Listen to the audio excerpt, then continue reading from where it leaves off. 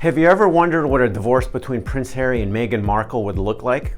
I'm Gerald Maggio, Southern California divorce and family law attorney, and in this video I'm going to explain my thoughts on what a divorce between Prince Harry and Meghan Markle would look like if it was going to happen in California. Their divorce, like anyone else living in California, would be dictated by the laws of California.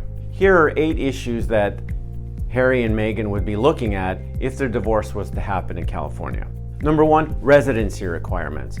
In order to file for divorce in California, you had to have lived in California for the last 6 months prior to filing and 3 months in the county that you're filing in. My understanding that Prince Harry and Meghan Markle have lived in Santa Barbara County in California for at least the last 2 or 3 years. So if they were to file for divorce anytime soon, they would be considered California residents.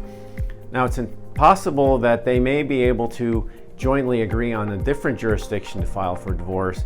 That's a complex issue that would have to be discussed with a divorce attorney, but it may be an issue given that they're originally citizens of England. Number 2, property division.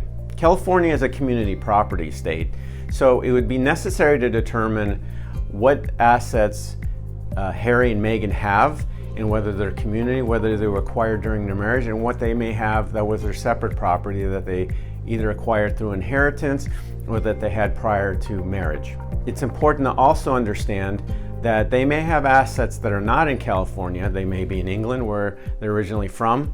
California would have jurisdiction that's called quasi-community property jurisdiction to address division of those assets also. Number 3, spousal support, also known as alimony. Now it's possible that either Prince Harry or Meghan would have some right to spousal support from the other, but likely, in my view, they probably wouldn't, because I believe most of the ventures that they're doing in a business sense are joint, that they work on these things together, and it's not a situation where one of them is making a significant amount more in forms of income than the other. So it's likely that would probably be a non-issue, I believe, in this situation. Number 4, child custody and support. Harry and Meghan will need to determine what they would want regarding custody and a parental timeshare of their children. That would also be dependent on if one of them would continue to remain in California, whether they would both move somewhere else, or whether one of them would, let's say, move back to England here. So these would all be factors that would have to be considered, and if they couldn't agree, that's what the court would have to help work out and resolve.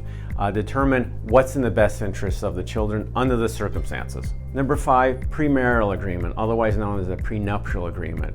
I'm not certain whether Harry and Meghan have a premarital agreement. I don't believe that they do, but if they did, that agreement would generally dictate most of the issues in a divorce case. Generally, a premarital agreement would have to be determined whether it's enforceable under California law. It's generally going to cover most issues regarding division of property and spousal support issues. Generally, it's not going to cover issues like child custody or child support, because those aren't generally appropriate for a premarital agreement. Number 6, privacy and media attention. Obviously, any divorce between Harry and Meghan would involve a huge amount of media coverage and would have a huge impact on privacy issues. So this would be issues that the parties would really need to navigate, and I believe that would lead to the next issue, which would be alternative dispute resolution. Because in a situation like this, these parties would not want to be in the court system directly doing hearings where there would be coverage, there'd be media all over the place. There'd be a situation where they would likely want to do this through a form of mediation or some other alternative dispute resolution out of the public eye, so that they're not aware of the proceedings, they're not aware of what the resolution is.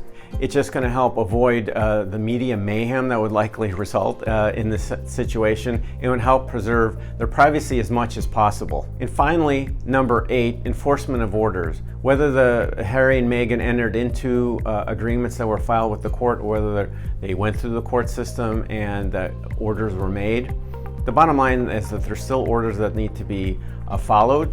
Parties would need to follow this. Harry and Meghan would have to abide by them, like anyone else in California under California law. Now, obviously, no one wants to see these two wonderful people to go through a divorce, but if that were to happen, these are some of the issues that they would be looking at if their case was to go through in California court. If you're going through a divorce or know somebody who is, feel free to contact us for a consultation where we can go through your issues and go through and determine what is your next step in your situation. If you like this video, feel free to subscribe to my YouTube channel at the end of this video for more helpful information about divorce and family law issues. See you next time.